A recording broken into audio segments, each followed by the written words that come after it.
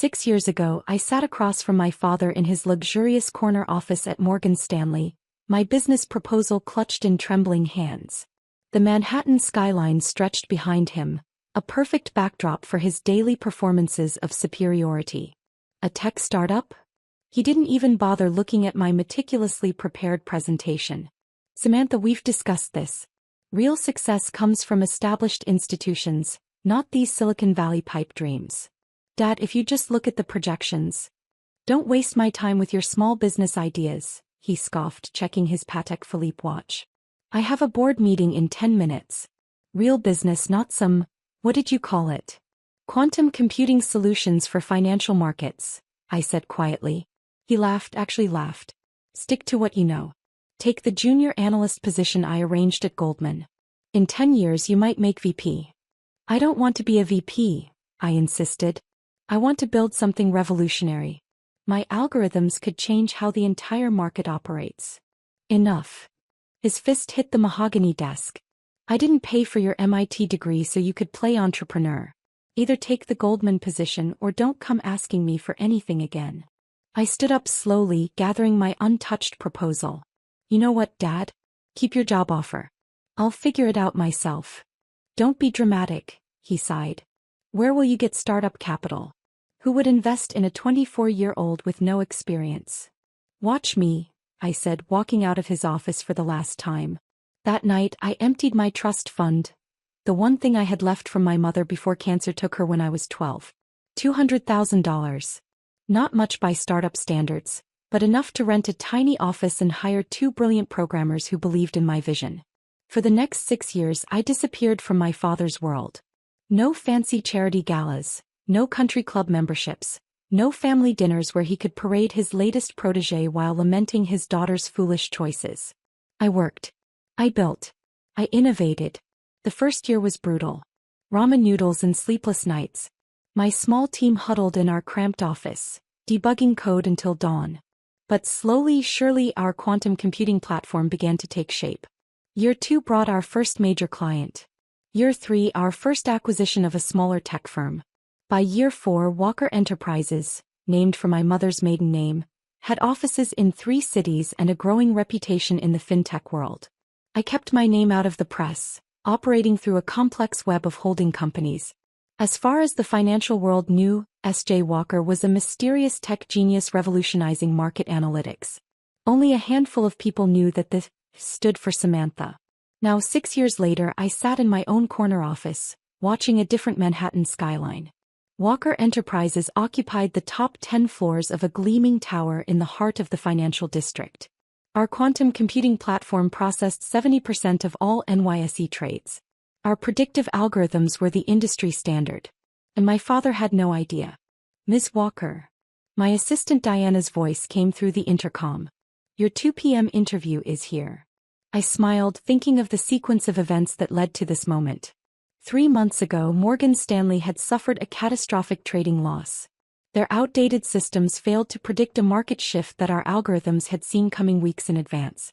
The board demanded modernization. Heads rolled, including my father's. Send him in, I said, swiveling my chair to face the window.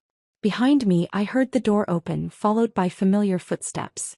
Thank you for seeing me, my father's voice, less confident than I remembered. I know I'm overqualified for a senior advisor position, but given recent events. Please sit down, Mr. Harrison, I said, still facing the window. I've prepared a comprehensive overview of my experience, he continued. 30 years at Morgan Stanley, the last 15 as head of global trading. I believe I could bring significant value to Walker Enterprises, despite the unfortunate circumstances of my departure. I turned slowly, savoring the moment. Hello, Dad. The color drained from his face. The resume in his hands trembled slightly. Samantha. Welcome to Walker Enterprises, I said from the CEO's chair. Let's discuss your small business ideas. The silence in my office was deafening. My father's face cycled through a kaleidoscope of emotions: shock, disbelief, anger, and finally something that looked remarkably like fear.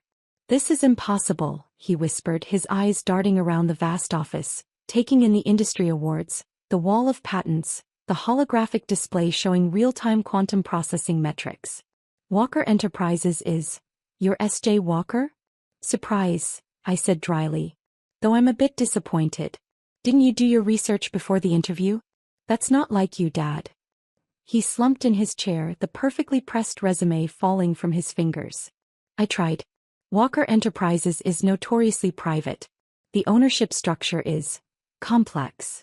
Deliberately so. I stood up, walking to the quantum display. 5 holding companies, 3 offshore trusts, and a maze of shell corporations. I learned that from you, actually. Remember how you used to brag about Morgan Stanley's tax avoidance strategies at dinner? Those dinners, he said quietly. You stopped coming.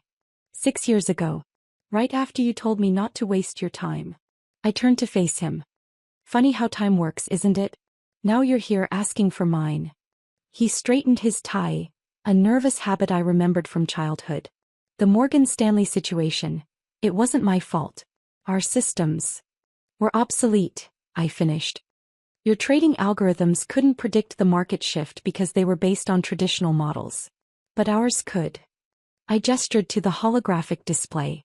3 weeks before your collapse, our quantum platform flagged the anomaly. We warned our clients.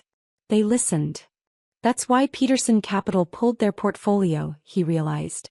And Goldman, they all knew? They all used our system. Everyone except Morgan Stanley. I smiled thinly. You were too proud to admit the market had changed. That a small business idea could outperform 30 years of traditional trading. Diana's voice came through the intercom. Ms. Walker, the board of directors is ready for your call. Thank you, Diana. Tell them I'll be there in 5 minutes. I sat back down behind my desk.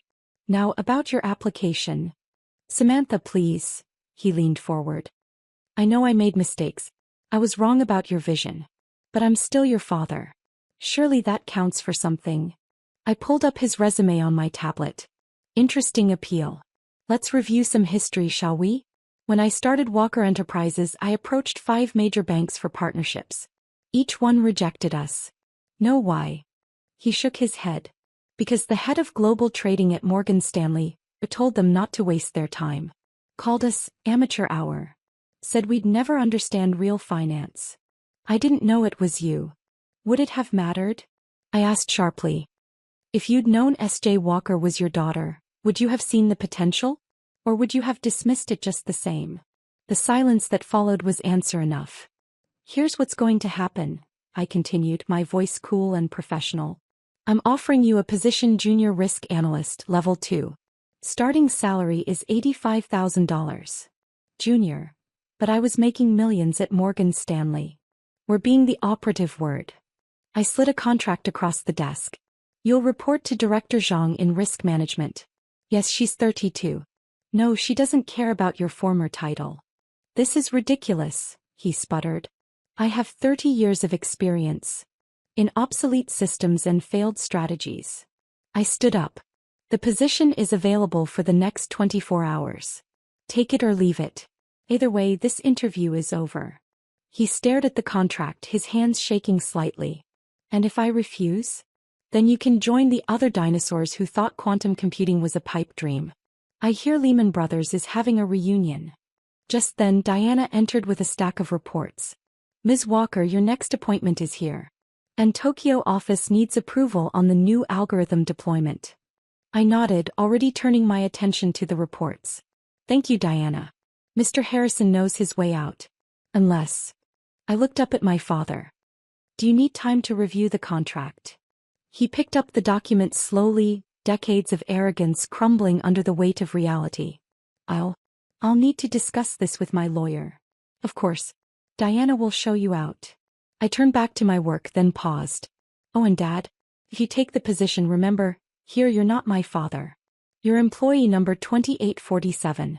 Think you can handle that? The next morning, Diana placed my father's signed contract on my desk. He'd accepted the position junior risk analyst, level 2. The mighty had indeed fallen. What followed over the next few months was a masterclass in corporate karma. The man who had once commanded a global trading floor now sat in a cubicle, learning quantum algorithms from programmers half his age. His designer suits looked increasingly out of place among our casual tech environment. His attempts to throw around his former title were met with blank stares from millennials who'd never heard of him. I watched it all through the office surveillance system, maintaining my distance. He tried to catch my eye in the elevator, attempted to schedule family dinners, even sent elaborate birthday gifts to my office. I returned them all unopened. 3 months into his new role, Director Zhang requested a meeting.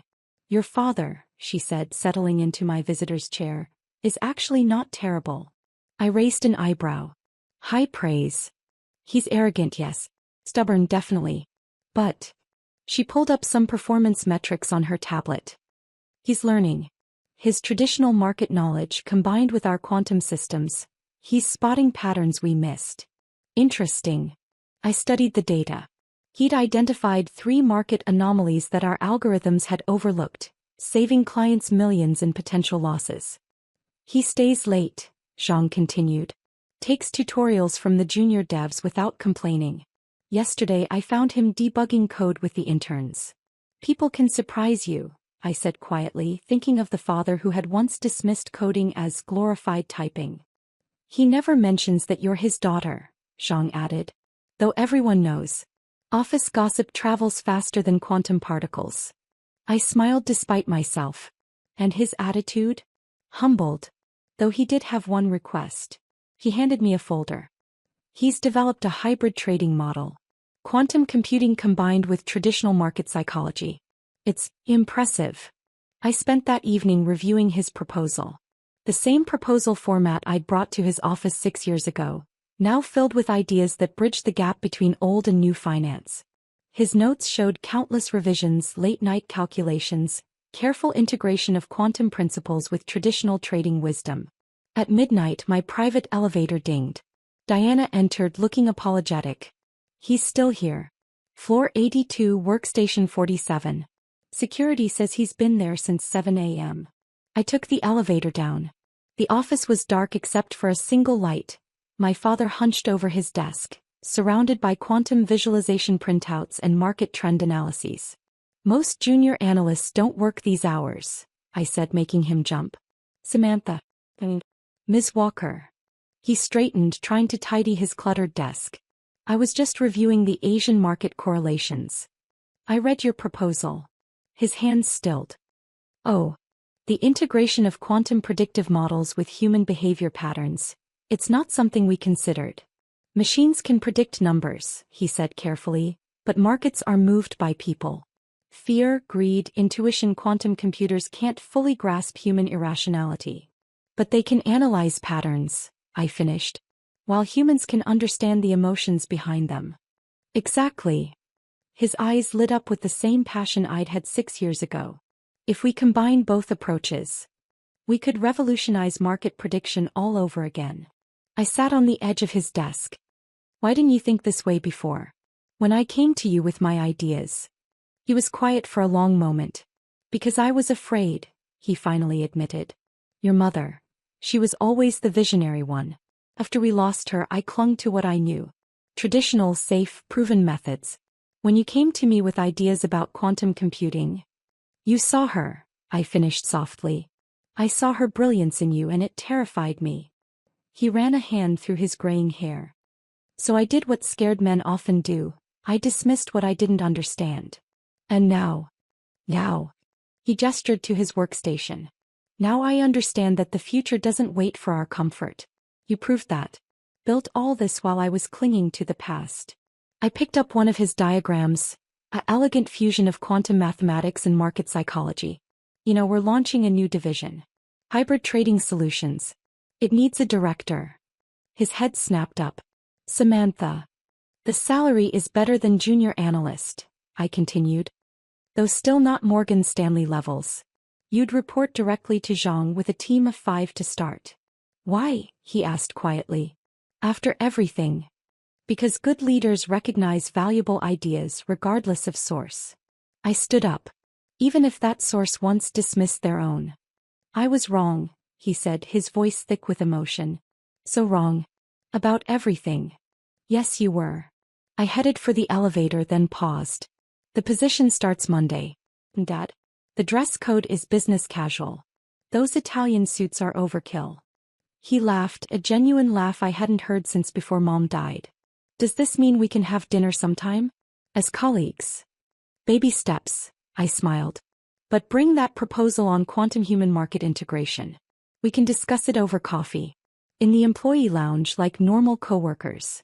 Over the next year, Walker Enterprises' new hybrid trading division, under my father's leadership, revolutionized market prediction yet again.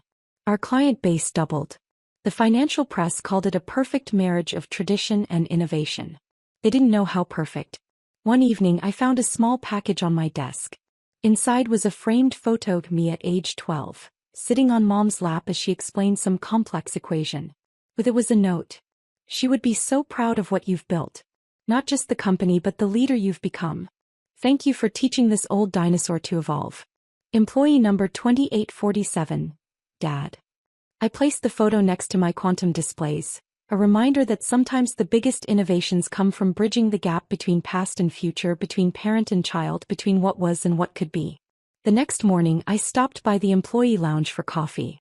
My father was there in khakis and a polo shirt, enthusiastically explaining quantum mechanics to a group of young analysts.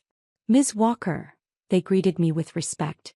Morning, Ms. Walker, my father echoed, his eyes twinkling. I poured my coffee, hiding a smile. Sometimes success isn't just about proving someone wrong, it's about giving them the chance to prove themselves right. Director Harrison, I nodded professionally. I hear the Singapore office needs a quantum human market analysis. Interested in a business trip? Lead the way, Ms. Walker, he replied. I've learned to never waste your time. And just like that we found our balance. Not as the father who had dismissed my dreams or the daughter who had surpassed his achievements, but as two professionals who had finally learned to see each other's value.